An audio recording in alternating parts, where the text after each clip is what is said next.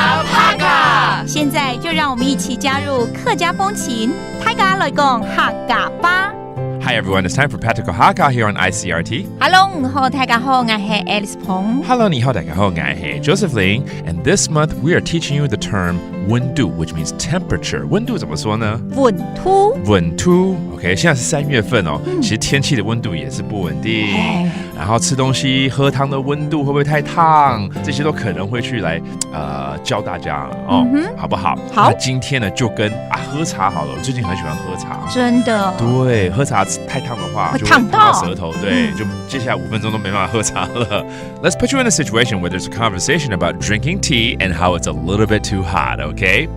喊寫喎。用板黑麼？茶嘅温度太高黑麼？係呀，泥巴度茶冷踢嚟。哦，有人真的烫到了，对不对？对呀，喊死我！一开始就说喊死我，就是好烫的意思。好烫哦Yeah， 好 ，Let's break down the sentences one by one right here. OK， 第一句话就是说 ，Oh my God, it is so hot. 好烫哦。喊死我！喊死我。OK， 死就是烫的意思，对不对 ？OK，that means very hot. It's burning hot almost. All right， 怎么了？茶的温度太高是吗 ？What's wrong? Is the temperature too hot? 用板黑麼？用板黑麼？茶嘅温度太高黑麼？茶嘅温度太高黑麼 ？OK， 茶就是茶嘛。OK，that's tea。温度 that means 温度 temperature， 然后太高了，太高黑麼？太高黑麼就是太高了哦，高就是高的意思，对不对 ？Is it too high? The temperature too hot, basically.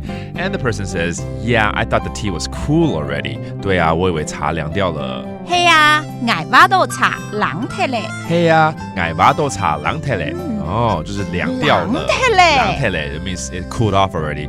他手去拿那个杯子，没有感觉到温度。可是有些杯子它可能是这种隔热啊。也是啦，对，所以像保温杯那个也是。Yeah, I guess so. Alright, so be careful when you take a sip of hot tea. Alright, let's review some of the phrases we brought up, including "Ooh, it's so hot and burnt." Right, 好烫。喊死我！喊死我！ But when you're describing the temperature is too high， 像温度太高的话，太高叫做太高。太高，以及呢凉掉了 ，cool off。冷踢咧。冷踢咧。Okay, let's hear the conversation one more time。